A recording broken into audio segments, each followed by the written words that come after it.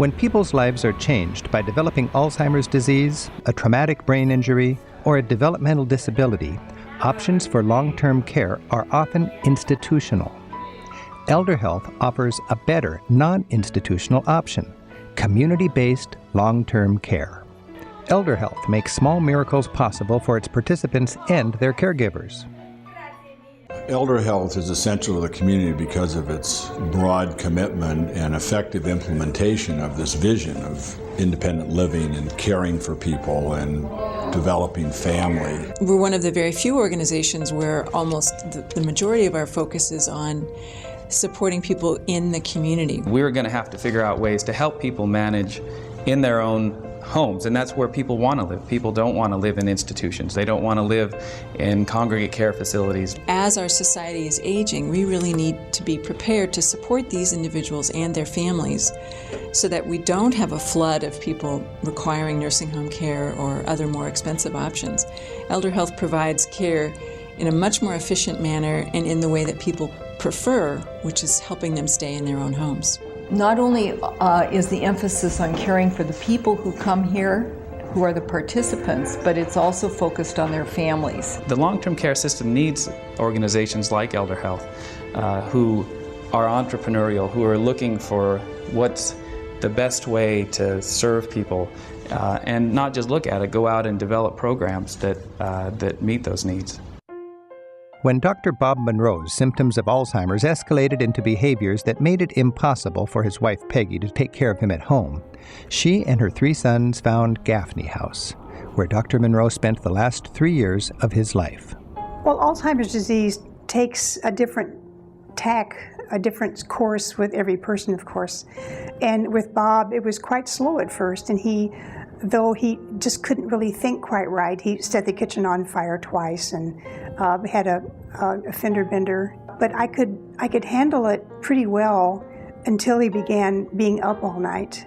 And there was one night in which I was up half the night helping him to shower off, and just as I got back to sleep, I heard him get up again. And he was convinced that there were chickens all over the house, and he had to go and chase them out. And I knew he was harking back to when he was 7 or 8 years old. And I just thought, I just really can't do this. And so I began looking seriously at that point for some other place for him to go. We're really pleased to have an option for them. Instead of needing to look at a nursing home, instead of needing to move into an institutional or an impersonal kind of a setting, we're able to offer them a place to live with us and to get that care with us, and we're able to commit to them that as things progress, we'll ramp up, we'll change the way that we work with you so that you can stay here where you're at and call this home for as long as you want to be here.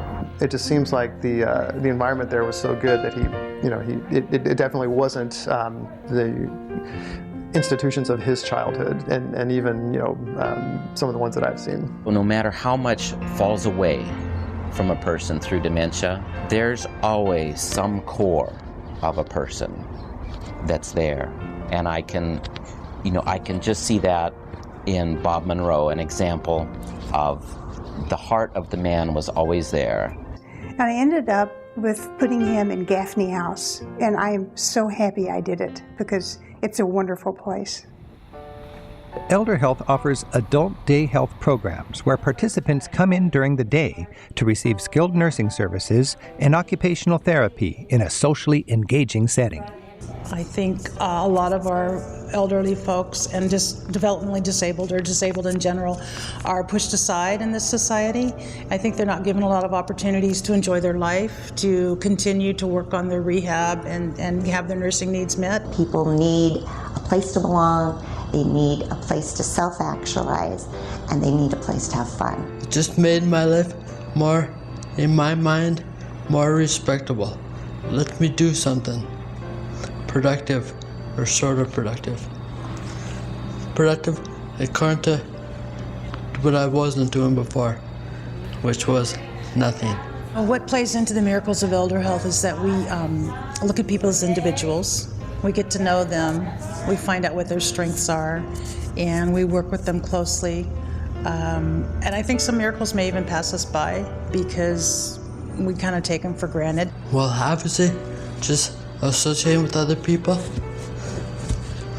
friends/associations is the key to ElderHealth for me. If there was no, heads up, these folks would be suffering from severe four-wallitis. 4 walls at home, in front of the TV maybe. And that motivation, that aspect of if they're home and maybe their loved one or their caregivers are coming in and trying to help them with exercise, but how do you sustain that over time when you don't have groups and you don't have a new face, a new place, and a place that's mine to go to? It's good because it gives you your life back. In Snohomish County, ElderHealth has a respite program for seniors experiencing memory loss. 2 years ago, everything was falling apart and we had no idea. And I would find bills that were written out but stamped and not mailed. I would find letters that she had written to family members that were never finished or mailed. One day I received a phone call from Rite Aid, and they said that they had my mom there, and she was kind of confused, and she couldn't remember how to get to my house. And that was in Edmonds. I'd lived there for probably 8 years, and in the past 8 years she had been there 5 times a week at least. We were talking about how we're losing her every day, and that's the toughest part about this. It was very difficult to see this person who's so capable, who raised us, took care of us, took care of her grandchildren, and now we're taking care of her.